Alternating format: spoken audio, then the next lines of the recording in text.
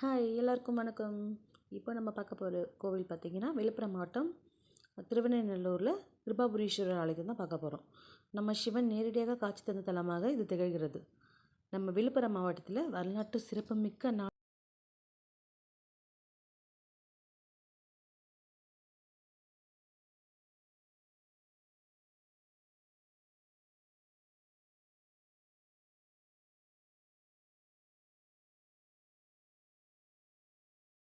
என்னடா கோவிலை சுற்றி சுற்றி காமிக்கிறாங்களேன்னு பார்க்காதீங்க. ஏன்னா நம்ம போனது கோவில் மூடி இருந்த டைமில் போனோம் நாம். அதனால் நம்ம கோவிலுக்குள்ளே போகல, கோவிலை சுற்றி வேடிக்கை மட்டும் பார்த்துட்டு இருந்தோம். பார்த்திங்கன்னா அங்கே பக்கத்துலேயே ஒரு பெருமாள் கோவில் இருக்கும், அதையும் மிஸ் பண்ணிடாதீங்க. கோவிலுக்கு வந்தாலே 2 வழி இருக்கும். அதில் ஒரு வழியில் பார்த்திங்கன்னா பெருமாள் கோவில் இருக்குது. கண்டிப்பாக சிவன் கோவிலை பார்க்கணுன்றவங்க பக்கத்துலேயே இருக்க பெருமாள் கோவிலையும் பாருங்கள், அதுவும் அழகாக இருக்குது. நம்ம வெளியில் இருக்க காமாட்சி அம்மனை தரிசனம் பண்ணிவிட்டு சுற்றி வர ஆரம்பித்தோம். நம்ம கோவிலுக்குள்ளெல்லாம் வீடியோ எடுக்க முடியல, நம்ம வெளியில் மட்டும்தான் எடுத்தோம். அதனால் நீங்கள் பார்க்கணுன்னு நினைக்கிறவங்க நேரடியாகவே கோவில் பார்க்கலாம்.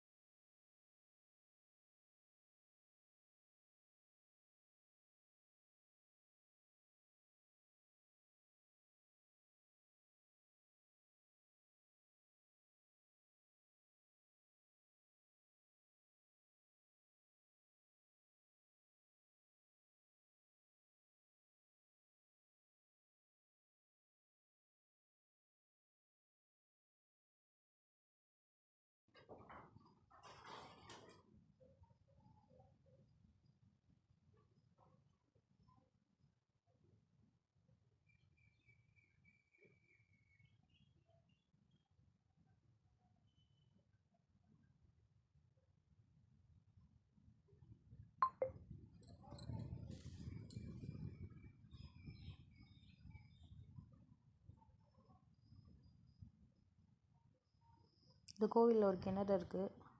கிணத்துக்குள்ளே நாங்களும் எட்டி பார்த்தோம். அதுக்கப்புறம் சரி வாங்க சுற்றி வரலாம், டைம் ஆகிடுச்சு, நம்ம கிளம்பிட்டோம்.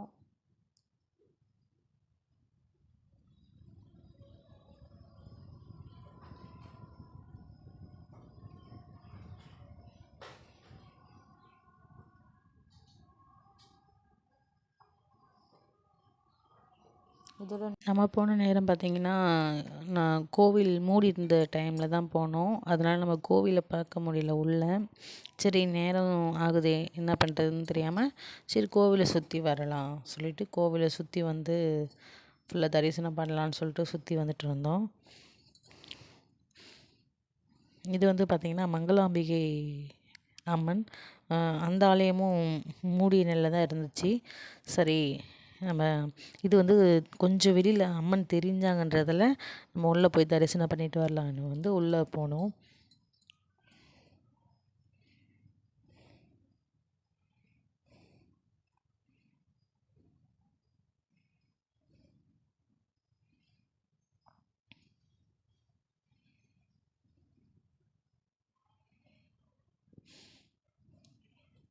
பண்ணிட்டு வெளில வந்தோம்.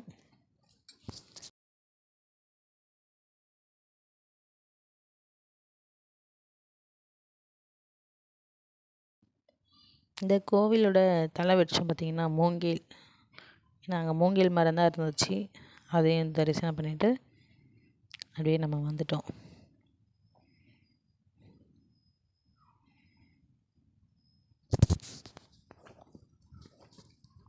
இந்த கோவிலை தரிசனம் பண்ணும்போது பார்த்திங்கன்னா இயற்கையும் ரசித்த மாதிரி இருக்குது, இறைவனையும் ரசித்த மாதிரி இருக்குது. அது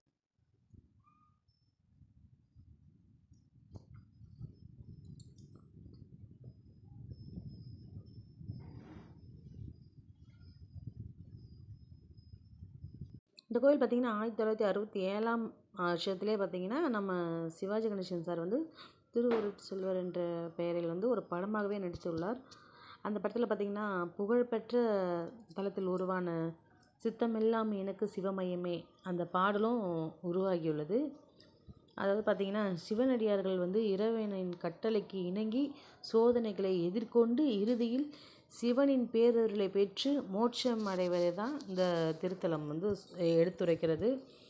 சிவபெருமான் சுந்தரரை தடுத்தாட்கொண்டு பித்தார் பிறை சூடி அந்த தேவார பதிகத்தை பாட செய்த புகழ்பெற்ற தேவார தலமாகவும் இது திகழ்கிறது. இந்த கோவிலில் பார்த்திங்கன்னா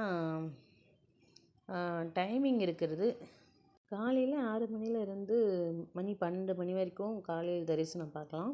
மதியம் பார்த்திங்கன்னா சாயங்காலம் ஒரு 4 மணிலேருந்து 8 மணி வரைக்கும் பார்க்கலாம். அதனால் டைமிங் பார்த்துட்டு போகிறது ரொம்ப முக்கியங்க. அதுக்கு முன்னாடி நீங்கள் போனாலும் சும்மா இருக்க போகிறதில்ல. அங்கே வெளியில் மண்டபம் இருக்கும். இப்போ நம்ம சொன்ன கதையில் நடந்த அந்த மண்டபம் வந்து வெளியிலே தான் இருக்குது. அதை நம்ம போய் பார்த்துட்டு வரலாம்.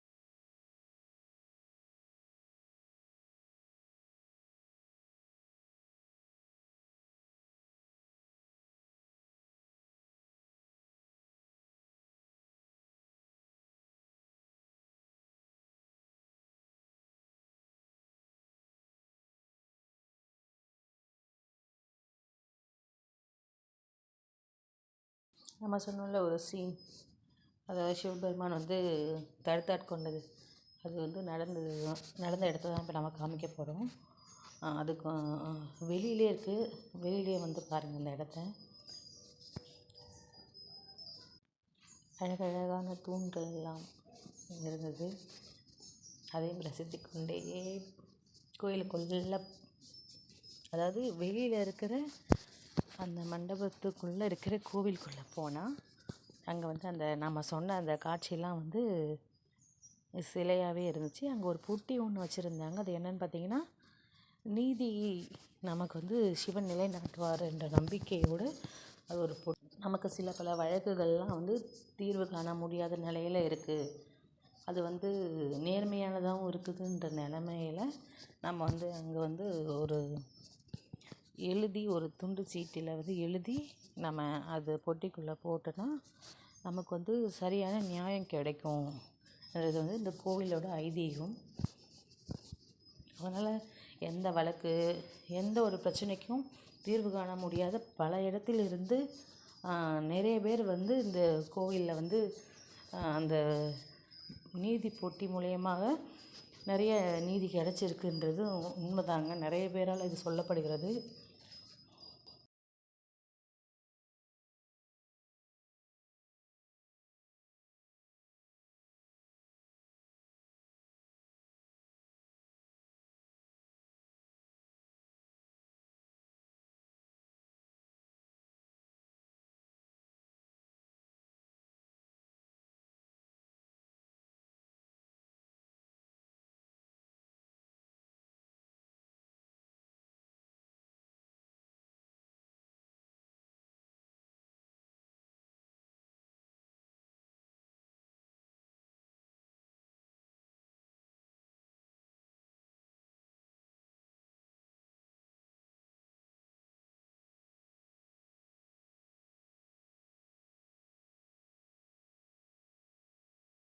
இந்த கோவிலில் பார்த்திங்கன்னா ஒரு குளம் ஒன்று இருக்குது. அந்த குளத்துக்குள்ளே நம்ம இறங்கணும்.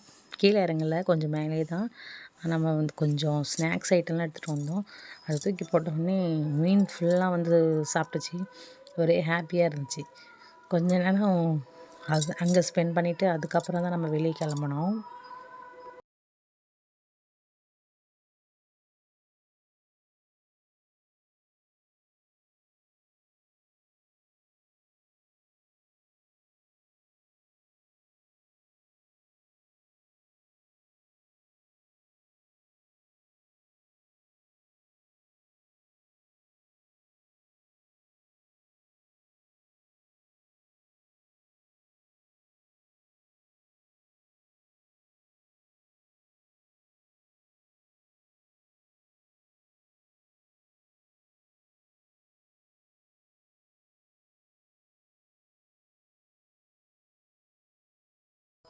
இந்த வீடியோ பிடிச்சிருந்தால் லைக் பண்ணுங்கள், ஷேர் பண்ணுங்கள், கமெண்ட் பண்ணுங்கள்.